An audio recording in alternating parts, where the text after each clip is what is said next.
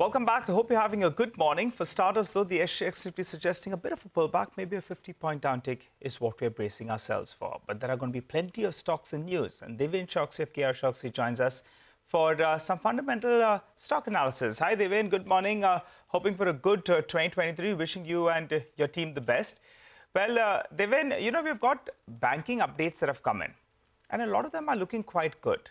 What's your sense? IndusInd Bank, that's the last one that came out with its update late last evening. Did you have a look at that? And what's your pick? Hi, Nigel. Good morning and wish you all happy 2023 as well. Well, I think the banking lending numbers, I think, are basically coming up in a higher direction. I think largely because of the fact that we are seeing higher amount of credit offtake, particularly from SME, MSME, as well as I think from the corporate sector.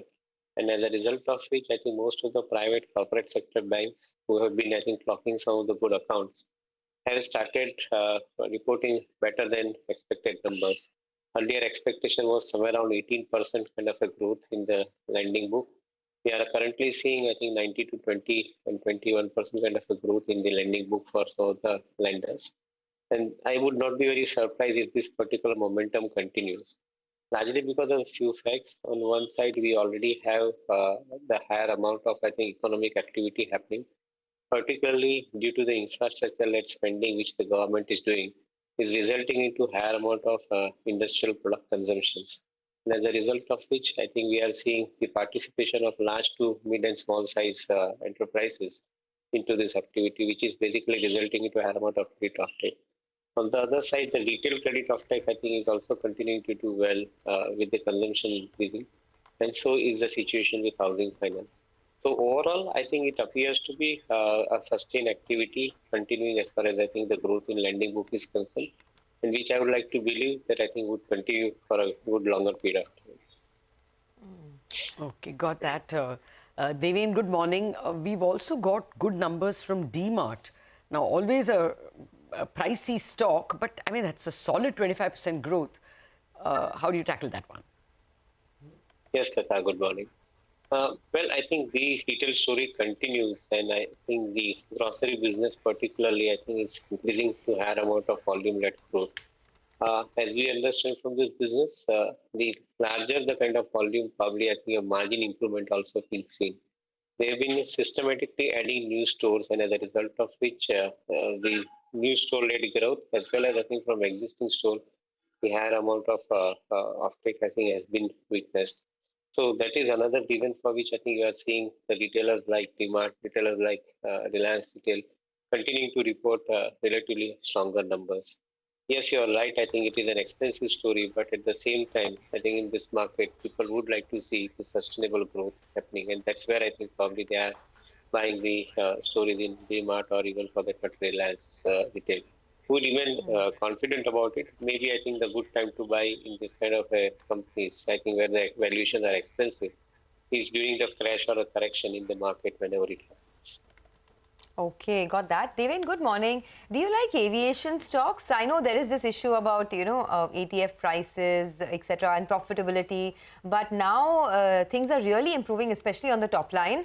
Would you put money afresh in names like Interglobe? Yes, Sonia, good morning. Well, I think we have always been mindful about the fact that this particular business is extremely volatile business. In a good season, probably I think you end up getting higher amount of revenue and the profit. And in not so good season, I think you are also getting impacted badly. So to a greater extent, I think for a long-term investment on a sustainable basis, this particular business is very unpredictable as I see it.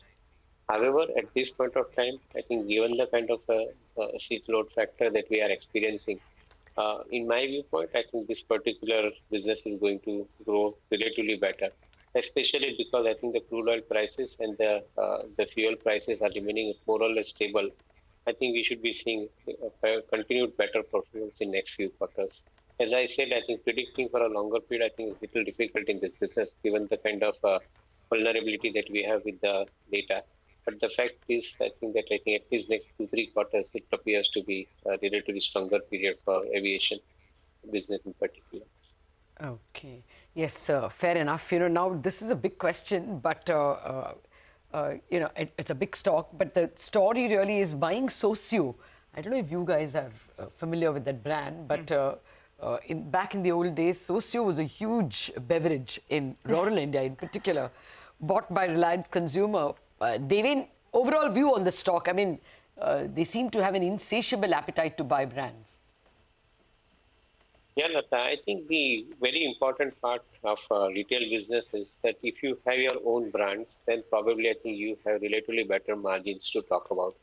Otherwise, the retail business world over, one has experienced that I think the margins are always complex, it is always under pressure, and always I think the smaller rate of margin get you on. However, I think the successful companies and the companies with a deep pocket like Reliance Retail would continue to buy some of the brands, I think, which they would be in a position to probably market it for better margin. I would not be very surprised if I think we see margin performance of Reliance Retail, which is currently hovering around 7% or so at the EBITDA level. I think reaching in the direction of around 8.5% going forward, given the kind of acquisitions that they have been doing in some of the consumer brands. So I think that's an area where I think one will keep an eye on. Successfully adding the stores on the ground, creating the omni-channel kind of a presence through the digital platform, and at the same time, I think creating their own brand portfolio with multiple products. I think it's a success story that they are scripting. So definitely one remains positive and confident, especially with the size that they are creating at this point of time. Okay, well, Deven, just stay on. We'll come back to you. M&M Finance reported a good uptick in collection efficiency, strong disbursements yesterday. So the company is on our radar after the Q3 business update. Remember, it was a 16-quarter high in terms of disbursements, but this has failed to translate into business growth. In more highlights, the company's asset quality as well as collection efficiency has improved. Ramesh Iyer, Vice Chairman and Managing Director at